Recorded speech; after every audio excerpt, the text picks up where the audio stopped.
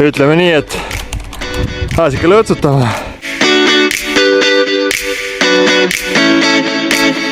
Morgen Österreich. Ega ma ei tea, kas see on õigesti, aga tere hommikust Austria. Meil käib jälle munapuder, ohad ja kuna mul veel on järgi, siis ma ilmselt teen endal natuke türgijube ka. Päevaplaan. Lähme Itaaliasse tagasi. Miks? Siis näete juba mängu pealt. Okei. Nii et tulge meiega kaasa seiklema siis.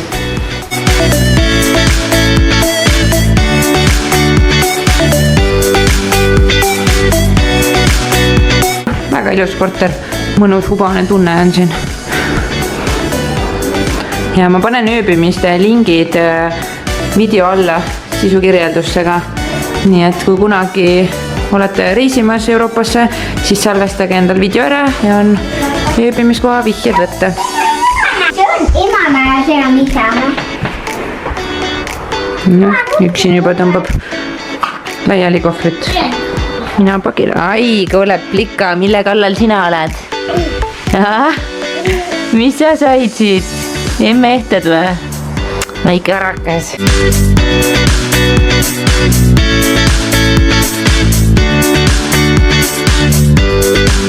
Sa oled nagu kilpkonn, aga vähemalt ei saa märjaks, on ju? Kust vihmakeebi said? Ka vihmakeebi muidugi lapsejaoks.ee poest. Kahjuks see Red Bulli mudel on viimane, seda juurde ei tule. Mina võitsin selle ikkagi endale, ma ei aasta otsa vaadaks. Mulle meeldivad need, et siin ees on siuke hästi suur, see on nii suur tasku, kõik saab ära panna. Matkarajani jõud. Üks laps hakkab ära väsima ja kuumikud kukkusid jalast ära. Suurest uhinas enda vihmakeebi unustasin autosse. Ma pidin lapse võtma sokki. Itaalia mägedes ja Slitsa mägirajal ning lastega anti meile soovitus minna vastu päeva ehk siis Napoleoni kujust hoiame paremale ja vaatame, kuidas on tehtav. Sest muidu pidi lõppu jääma hästi järsk tõus. Ärge siia päris plätuga tulge, et see on ikkagi matkarada. Nii, lastele panime normaalse mustriga jalanud jalga, aga isa muidugi pani vaba jalasse, mis on täiesti sileda tallaga. Noh, räägidki midagi või? Ma ei tea. Ütleme nii, et seda peab ikka ise vaatama tulema. Üks mees tahtis saaks autosse jääda. Aga nüüd kogu aeg ütleb, oi kui ilus ja oi kui äge. No ei ole. Ja seal läks 3D otsa. Läksin kõigepealt esimest, sest Õnna ei vastanud telefonile. Lõpuks sellist tagasi, ma olin juba poole mäe peal. Siis ütles, et tule mööda jõekallast. Tulen alla, hakkan mööda jõekallast minema. Mina läksin allavoolu. Ma ei teadnud, et nemad tulid ülesvoolu. Õnneks vanem poiss jooksis mulle vastu ja hüütis, et emme siia. Ma päris palav hakkas juba. Nii kaugelt tüütime, mine pekki, tule vaata seda. Opa! Teate, selliste asjade jaoks küll ei ole vahet. Sajab vihma või on päike. Mega ilus ja mõnus on ikka. Need on need kaadrid, mis kahjuks kaamera ei võta.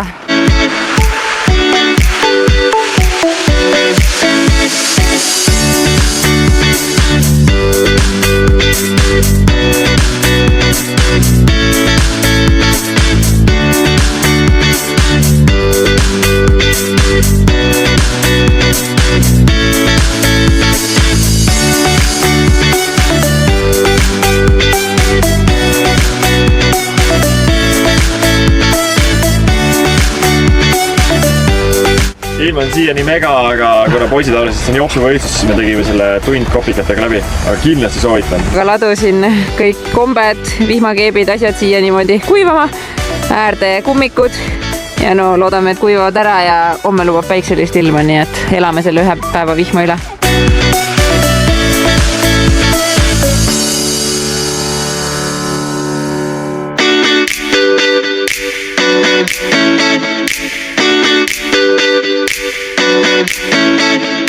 Minule mereannid meeldivad alati, nii et ootan juba väga. Ei jaga seda arvamust.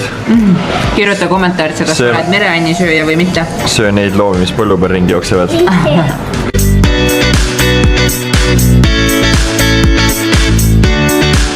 Mulle tundub, et meie elu tiirleb ainult pizza ja gelato ümber. Dobrodošli v Sloveni! Tegelikult mul pole õrna aimugi, kas ma hääldasin seda õigesti. sest mul Google Translate ei toimi. 200 meetrit pluss, palju hüpanud. Aga miks me siia tulime? Eile harjutas nii usinast, nii suusahüppumis, mõtlesin, et olen näitan, kus tulevikus tuleb alla lendab hakata. No vaata, üks läheb hüppama kohe.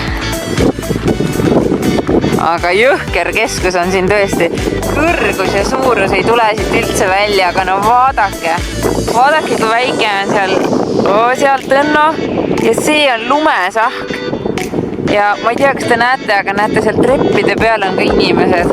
Need on lihtsalt nagu mingi kirbu S. Kui mõelda, et sealt ülevad nad tulevad. Kuidas tundub? Kas paned suusad alla või? Jaa, tahad minna hüppama või? Joo, tulevikus äkki. Kas praegu lähme lihtsalt lund katsuma? Sa ei taha lund katsuda? Jaa. See on suur uhke plaanika mäesuusakeskus ja selles tornis seal tehti esimesed maailmarekordid. Üle 40 maailma... see on jumala metsusoos. Ühesõnaga, siin on üle 40 maailmarekordi tehtud. Esimest korda lennati siin üle 100 meetri ja hiljem ka 200 meetri. Lihtsalt jõhker! Vaade on ka jõhker. Jaa, nii äge. Kõik on jõhker. Sa oled ka jõhker püssnaine. Ohoh, aitäh. Nad lähevadki ülesse. Ja tulge siis persse peal alla. Pepu peal võite alla lasta. Appi, siia me jäämegi. Ei jää midagi, vaatame. Tõnno ütles, et kui oled mitu päeva ainult pitsat söön, siis on tütrega koos raske käia. Pekki ma käisin terve matkaraja temaga koos ära. Aga siin on 200 astet. Ja veel on minna. Ütleme nii, et ikka lõõtsutama. Aga no siit alla lennata ja 250 meetrit hüpata. Peab ikka mune olema. Aga äge, pole enne käinud. Mis kõrge on see hüppemägi ikka?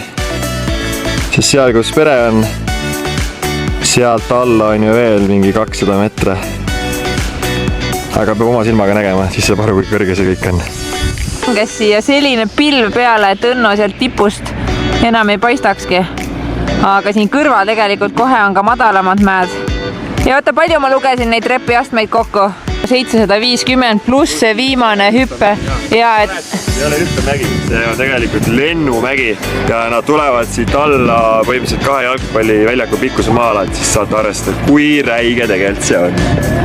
Ja siin ongi maailma rekord, 254,5 meetrit ja kohalik hüppas. Ja nii äge ikka. Ja äge oli ka minu arust see, et 255 vist oligi see lõppnumber või? Ja. Et enam kaugemale ei saa, mägi ei luba. Ja siin tulevad maa seest välja sellised asjad. Ma ei tea, kas te nüüd näete. Aga seal sees paistab lumi. See siuke küngas ongi see, kus siit läheb maa alla ja on selline mingi lumetunnel. Väga eriskummaline. Sloveenias oli võrreldes Austria ja Itaaliaga täitsa odav kütus 1,7, nii et alles Oti paak täis. Hup, sellist asja pole ammu olnud. Just tulime kõrval poodi, mõtlesime ostame šokolaadi. Pekki 12 euri šokolaad, seda küll raatsid osta. Eestimaa polegi nii kallis enam. Nüüd otsime ööbimist, siis me jäime täpselt samasse kohta, kus me eile tegelikult olime, kahjuks eelne korter läinud. Muidu oleks läinud samasse korterisse. Ja ei saagi aru, üli popp koht on see siin Austria, Sloveenia ja Itaalia piiriäärne, sest ööbimisi lihtsalt pole vette. Ja nüüd me ei tea, mis saab. Kell on juba 5:30 ka, nii et vaatame. Nüüd olemegi tagasi Austrias 3 riiki 1 päevaga. Nüüd oleme Itaalias või? No jah, ja ööbime oleme Austriasse. Austrias siis otsitakse kedagi taga või midagi, sest siin oli päris suured politseijõud olid väljas. Ja siis võeti meid ka maa, alguses küsis passi, aga siis nägi laps, et sai katšoo, ma ei tea, mis see tähendab, aga...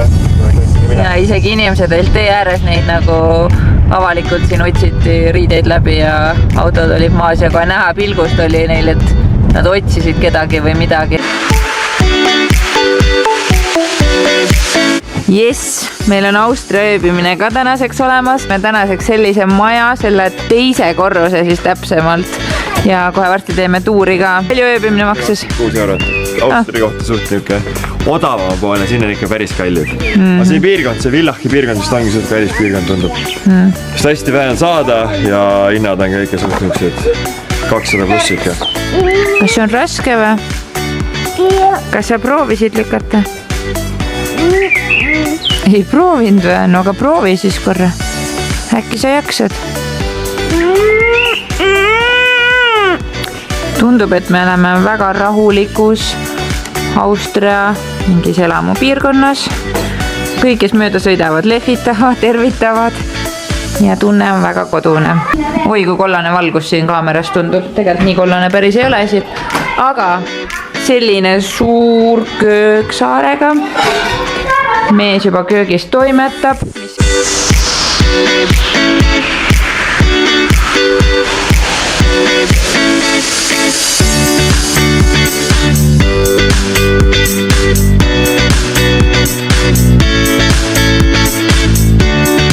Täna õhtuks on meil skanadiivad, riis, tomat, uba ja ma unustasin enne öelda, aga poes läks meil 27 euri. Ostsime veel arbuusi, tomatit, piima, hommikuks muna, ühesõnaga väga okei. Majoneesi, kus tuleb täht välja. Head isu, loeme selle päeva nüüd tänaseks lõppenuks. Ära unusta panemast like ja pane subscribe, et oleksid meie uute videodega kõigiga kursis. Tšau!